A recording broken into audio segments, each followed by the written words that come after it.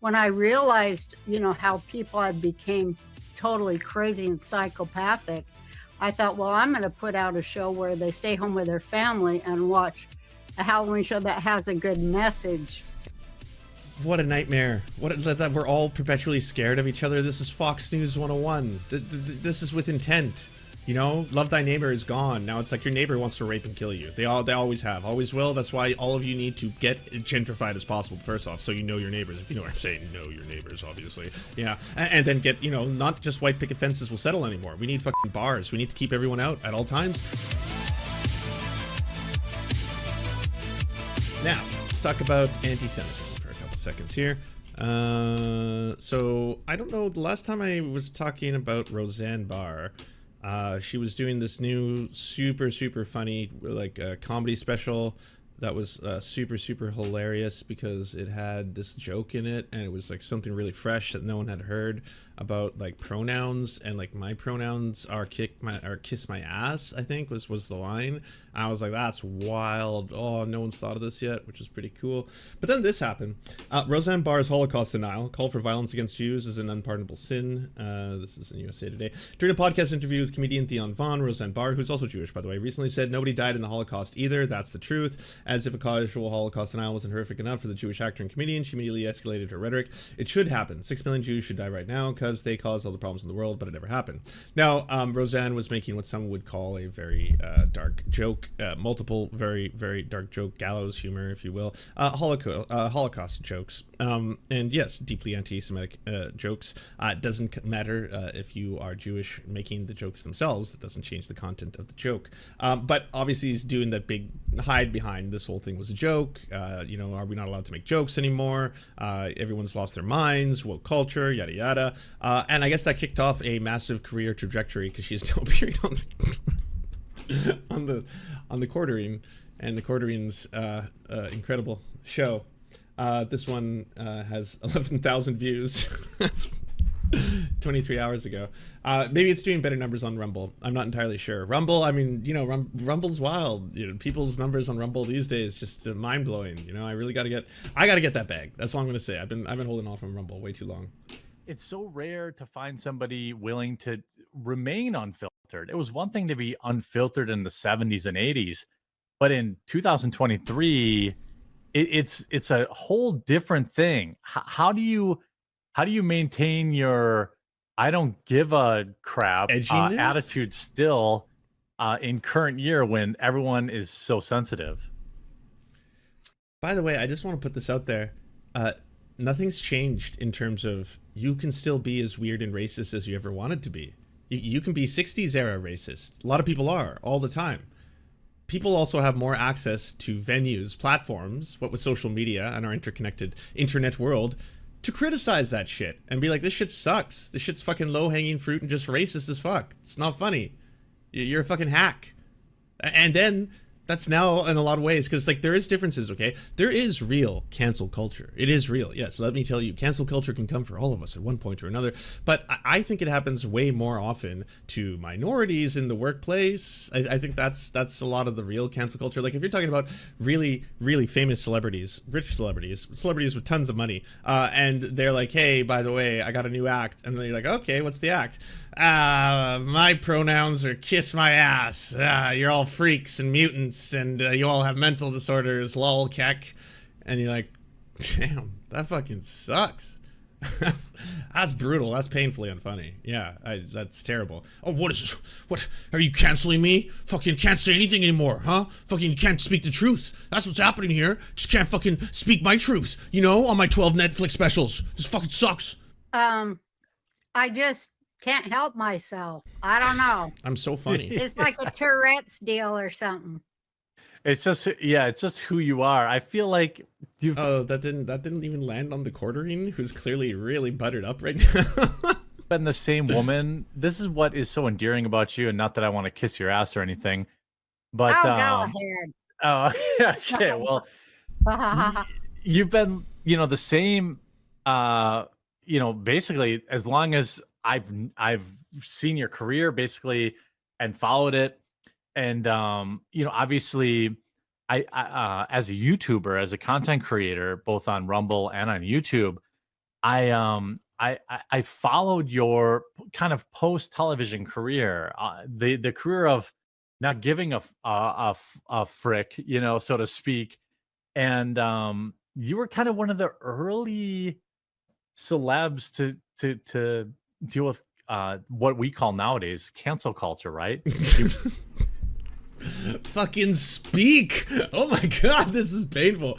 I followed you, and let me just say, incredible stuff. And if I was to make a joke, I think everyone remembers the I thought the was white. Yeah, I did too. Yeah, and it's so weird, isn't it? Like people are so sensitive. I want to shout out to my mom. I asked my mom. My mom watched Roseanne with me growing up, and I said, "Hey, you know, I've got like 8 questions, and I'm going to give you one. You know, what do you want to ask?" And she was curious about kind of the same thing, where like, you know, comedy, you know, whether it's the sitcom, which was epic. I look back fondly on so many sitcoms from the 80s and the 90s where it was hilarious and it taught you a I lesson. wanted to say something because you said about the Halloween shows. I think it's appropriate today. Okay, I was like, what are they referencing? I'm not as caught up with Roseanne Barr lore. Roseanne Barr screams about Valerie Jarrett. I thought the bitch was white. Months after she was fired by ABC, it appears Barr's racist tweet has continued to haunt her. Roseanne Barr is still dealing with the fallout from a racist tweet about former Barack Obama advisor Valerie Jarrett. On Thursday, the actress posted a video to her YouTube channel, which is she is seen puffing on a cigarette, agitated, and she speaks with someone off camera. "I'm trying to talk about Iran," the actress yells. "I'm trying to talk about Valerie Jarrett. Wrote the Iran deal. That's what my tweet was about." By the time the short video comes to a close, Barr is full-throatedly screaming, "I thought the bitch was white. God damn it, I thought the bitch was white. Fuck." ABC fired Barr in May, but the actress compared Jarrett to the Muslim Brotherhood. Oh my god. And the Planet of the Apes in a later deleted tweet. So she's a fucking massive ass racist. Why do people always pass this shit off as fucking edginess? Like, oh yeah, so edgy, bro, so edgy. You're just being fucking racist. Just admit it. You're a racist. You want to be racist. You want to do racist shit and tell racist jokes. That's who you are. Live with that shit. You don't have to fucking make this into a cause. No one else does. Other racists just go about doing racist shit because they're racist. They don't turn this into their fucking cause celebrity. They're not every day like, oh, I was canceled. This is about free speech. No, motherfucker, you're a racist. Just be a racist like the rest of the racists. Holy shit. Too, because I did when I wanted to do a Halloween show. ABC said no. People in the flyover. Look at his face. States they're in the Bible Belt. They don't like Halloween. They consider it to be a satanic holiday, and they'll because right back then I was getting what do you call it, boycotted by the Christian right. Christians, yeah.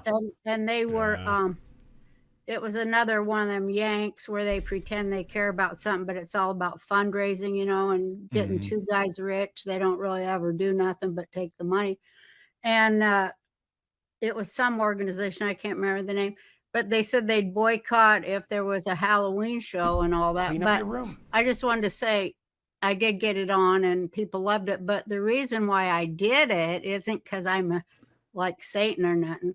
It's because when I was a girl on Halloween, well, we used to love dressing up, you know, there in Salt Lake. Yeah. We loved costumes.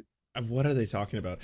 Dave Myers, thank you. Thank you for breaking up the monotony of this useless conversation. That's very kind of you. I appreciate the sub. Very kind. 3 years. God damn. I've been doing this for too long. We loved to make our costumes, you know, and because all the girls sewed in my neighborhood, we were very creative and we were into arts and crafts and such. And we had a real safe neighborhood, or so we thought, you know, and everybody knew everybody. And it was so fun going over and getting candy door to door. Are you kidding me? That was like, for a little fat girl, that was heaven. As a little fat boy, that was basically the only candy I got all year. Okay, so as a fellow little fat boy, did you not have that anymore, America? Did you lose Halloween? Do they still? Because I feel every year the hysteria around Halloween, it's always like at a fevered pitch. It's always constantly like, oh yes, this year they're actually putting Molly in the candy. Did you know that? Yes, apparently this very strong MDMA-like drug is being put into candy and then given to children to turn them into goofballs. Yes, and then perhaps violent criminals. Watch out, they're coming for your children today. Like every year there's some new Halloween horror story, but like I assume America, you've still got some form of the trick-or-treating Years. So I Yeah, definitely my Halloween powers have only grown stronger. Well, there you go, there you go. A lot of kids are like that. It's the only holiday I love, you know, not because of the mythology or anything. It's just like I like that human beings sometimes are a little silly and dress up and do silly things. We don't do enough of it. We don't dress up nearly enough. We don't do costumes nearly enough. We're always just like, I need to go to work. I went to work. I need to relax because work sucks.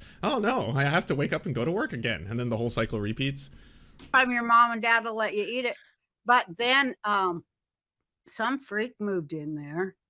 And he put, it was a razor blade or something into an apple. We used to eat apples. See, did that actually ever happen? I remember hearing of the horrors of the razor blades and the apples, but I thought that was just one of those like hysteria fucking, you know, news stories, kind of like the satanic panic just got blown up over and over and over. It did not? That's what I thought. They'd give us apples, you know, and it That was was just it. the beginning of the collapse. That was it. All right. I made the show because of that, and I did my Halloween shows because of that, because I thought, well, I'm going to give the kids something to stay in on Halloween with their family and watch on TV. Oh my God, there's been so many. It's its own article on Wikipedia. Poison candy myths are urban legends about malevolent strangers intentionally hiding poison, drugs, or sharp objects such as razor blades in candy, which they then distribute to the intent of harming random children, especially during the Halloween trick-or-treating. These stories, originating in the United States, serve as the modern cautionary tales to children and parents who repeat two themes that are common in urban legends: danger to children and contamination of food. No cases of strangers killing or permanently injuring children this way has been proven. Commonly, the story appears in the media when a young child dies suddenly after Halloween. Medical investigations into the actual cause of death have always shown that these children did not die from eating candy given to them by strangers. However, in rare cases, adult family members have spread this story to cover up murder or accidental deaths. In other incidents, a child who has been told about poison candy places a dangerous object or substance in a pile of candy and pretends that it was the work of a stranger. This behavior is called the copycat effect. Folklorists, scholars, and law enforcement experts say the story has been strangers put poison into candy and give the candy to trick-or-treating children has been, quote, thoroughly debunked. Worries that candy from strangers might be poisoned has led to the rise of alternative events to trick-or-treating, such as events held at Christian churches, police and fire stations, community centers, and retail stores. The primary risk to children's health and safety on Halloween is being killed by a car. So, because I didn't want them going out and getting hurt, you know. And then when I realized, you know, how people had became totally crazy and psychopathic, I thought, well, I'm going to put out a show where they stay home with their family and watch a Halloween show that has a good message. What a nightmare. That we're all perpetually scared of each other. This is Fox News 101. This is with intent. You know, love thy neighbor is gone. Now it's like your neighbor wants to rape and kill you. They always have, always will. That's why all of you need to get gentrified as possible, first off, so you know your neighbors. If you know what I'm saying, know your neighbors, obviously. Yeah, and then get, you know, not just white picket fences will settle anymore. We need fucking bars. We need to keep everyone out at all times. You're safe at home. That's it. You're safe at home. Homeschooling. Have you thought of homeschooling? All the Republicans seem to love it out of nowhere. Homeschool your kids. Don't ever let them leave the home. Don't let them meet other children. That'll certainly work out and create well-adjusted adults who know how to operate in society with other people. They won't be perpetually scared of strangers all around if this pattern continues into the future. Hell, like, could you imagine what a fucking nightmare world we would live in if everyone was just perpetually like, everyone around me wants to kill me? That sounds like the way cops live. Like, when I've interviewed ex-cops on this show, that's what they tell me about police training. The police training teaches you to always think of potential threats because you are putting yourself in danger, and there are people who will want to kill you in your line of work on a repeated basis. So when you go anywhere, you have to think about every single person being around you as a potential threat. Always walk into a restaurant and then face the door so you can see and make sure you've marked the other doors coming inside and outside. When you get into a parking lot, make eye contact with every person that you pass by so that they know they've seen you and that they're not going to be able to try and jump you later. Make sure you always have your back to any potential, like, all this shit going on in your head 24/7. Like, if the world lives this way, it's going to turn everyone obviously into monsters,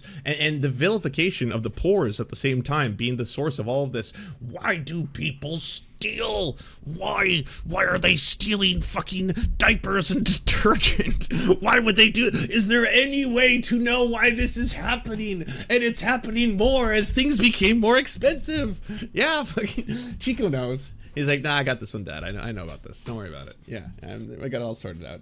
Did you have a good nap in the other room? The bad message. So that's why I did it. And I always like doing victories there, little victories like that. That's what I like to do. I like to fight the power of, the bad people. Isn't it funny? I mean, by the way, I'm so glad you did, because as a literal flyover state, I live in Wisconsin. So, an hour north of fictionally where Roseanne took place, Halloween actually was a big deal where I live. Yeah.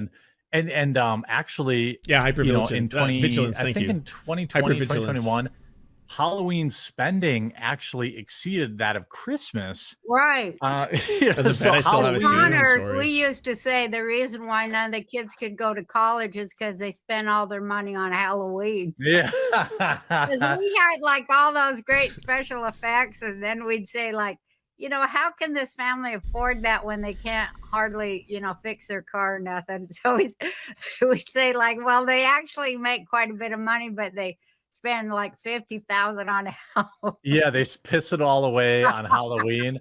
I remember growing up, and where I live out in the country. Hi, Raiders. Hey, everybody. It's me and Chico is now getting seated. Hey, Chico, say hi to Lumi. Say hi to them. Say hello. I know I'm gonna get comfortable, Dad.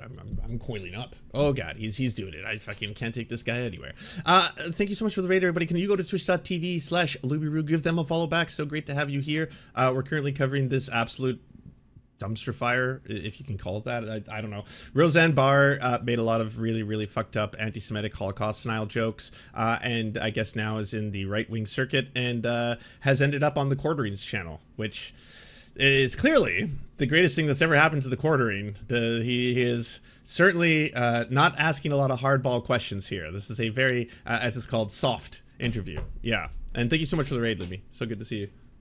I live out in the suburbs, and now it's become a thing where people will like decorate their garages and kids will go in. I feel like a lot of that was inspired by those, because my generation grew up with Roseanne and now we're parents. And it's like, man, how cool would it have been if there was like somebody had a haunted house in their house that you would go through, and like, I'm sorry, does that that happens here in Canada? People host tons of haunted houses. There's a lot of them. There's like professional ones where people go all out in their actual productions with like casts and stuff. And then there's people who just love making fun little ones. Like, I still don't live in this weird, scary dystopian future where it's just like, you can't even leave your house. There are killers everywhere looking to poison your kids in any way, shape, or form. They will offer them apples, the tastiest of all temptations to children, but they will hide razor blades inside the apples. No one sees it coming. No one. I feel like a lot of that would be a good idea to like do your whole house, Yeah, spook get everyone like out. all the neighbors together and just pick one house every year. But you do it like totally, like from the, sidewalk or what have you, all the way through the whole house. And each room could be a different theme, and try to keep it off, the regular death and torture. Try to do something else with it, like, something good and uplifting for kids, like pies are good. Food's pies are good. And of course, isn't Halloween? What is this about? So we had a problem in this community I used to live in. Things got fucked. There was this dude, and he put razor blades in apples. And so when he did that, like kids died or something. I don't know. So you can't go out anymore. So like it's probably bad for them just to get treats from strangers because there's too many sickos out there, right? But I'm thinking, I've just been proposing this. What of pies? Homemade pies? Yes, there's no way for you to hide anything inside a gigantic homemade pie. So why don't we do that? That's pretty much the answer to the problem. Ghosts and stuff. Yeah. Yeah. I'm sorry, as someone who doesn't believe any of the nonsense, any of the conspiracy theories about kids getting poisoned, if my kid, sorry, if I had kids, but if my child came home with a fucking monster pie, It's like, yeah, this old lady used to be on TV, baked me this. I'm like, do not touch that. Put that down. Put that down. Hold on. I have to call fucking the bio team. I have to get every fucking expert in here. We are contaminated. You got a giant ass pie from a stranger. Oh no. That's a lot to think about, but I always like switching stuff up so we can change. That's so wild. Change meaning. I can't believe this whole video, this 8 minutes, has been about how some fucking sicko poisoned kids with a razor blade so Halloween's ruined, and the solution that Roseanne is proposing is homemade pies. And thanks to what a fucking credited journalist fucking the quartering is, this has gone off. You know, he's asked the hard-hitting questions, and we've gotten to the root of this problem. That power, you know, that I think that's the war we're in right now, changing meanings or just getting rid of stuff. Sure. You know, because Halloween, effective. I guess it doesn't have to be on the 31st. Yeah, why does anything have to be anything, really? I mean, fucking, you know, let's just do things or not. I mean, yeah. You know what I mean? No, what is it? All Saints Day, or when I was in church when I was young, we didn't celebrate Halloween. We celebrated, I think it was All Saints Day. I think it was the week before or the week after. Yeah, but I think you're right. Stand for? What does All Saints Day stand for? I don't necessarily remember. I just remember my this fucking conversation. What is happening? church said, "Hey, don't celebrate the devil. Celebrate like life and uplifting stuff." And that's a good idea, though. Yeah, I think you could still do that on if it's on Halloween, that's fine. But like you said, hey, you're going through the funnel. You know, you can either see demonic stuff, you can still get spooked, but maybe by a little kitten, you know, or like you know, don't get a kitten involved. Hell no. Maybe you still could get spooked by demons and such, because really, if you think about it, that is what's going on right now, isn't it? I mean, there's a lot of demons in human form scaring the out of me daily. That's when you cut it off. It was just about to have a purpose or a point, I think. Maybe, could not. I was like, she was about to say, I was assuming she was going to go after trans people or something, right? She's like, oh, she's about to get pretty mean. Could just be black people, I don't know. She's like kind of a wild card that way. So I felt like we're about to hear, who are the demons? Who are the demons in everyday life? But then it's like, okay. No, we'll leave it. This upload's for mommy. You know, this one's just a nice wholesome clip of me talking to that comedian that you love, who was on TV, super famous, all that stuff about bacon pies. It's just a nice, warm, cozy interview. Yeah, weird as fuck. What was the point? I still cannot, like, what what were they talking about? Poisoned apples, pies. Yeah. I don't know. Yeah, I definitely feel like that fucking Krusty the Clown clip. What the hell was that? Yeah. 100. Do you enjoy the Serfs but prefer not to have to use your eyeballs? Many are saying this. Well, we've got the solution for you. It's the Serf Times in podcast form. Available on most major podcasting networks now. If you enjoy it, please consider leaving a good review and feedback, because it really helps the show out, apparently, and it's free, just like the podcast. Thank you so much for watching, everybody. This show is produced by amazing people like you, and if you want to help us out, please consider donating over at patreon.com/theserfs. The show is made possible thanks to Amazing Fletch, Anna Loves Riley, Ariane McCarthy, Cheryl Alvarez, Doug Cady, Everything Important, Hagbard Celine, Lamidia Panza, Matthew Scarborough, Multimondi, Omni, Peanut Butter Blondie, Political Pappy, Quiet 185, Rachel K, Riley and Anna, Roller Dragon, Ruby K, Sir Nickus, Spinach Monster, Stellar Vision, Sebastian Demmel, Tech Tink, Trevbot EXE, Words Greenwood, and not to mention all of the amazing and fabulous people you now see before you.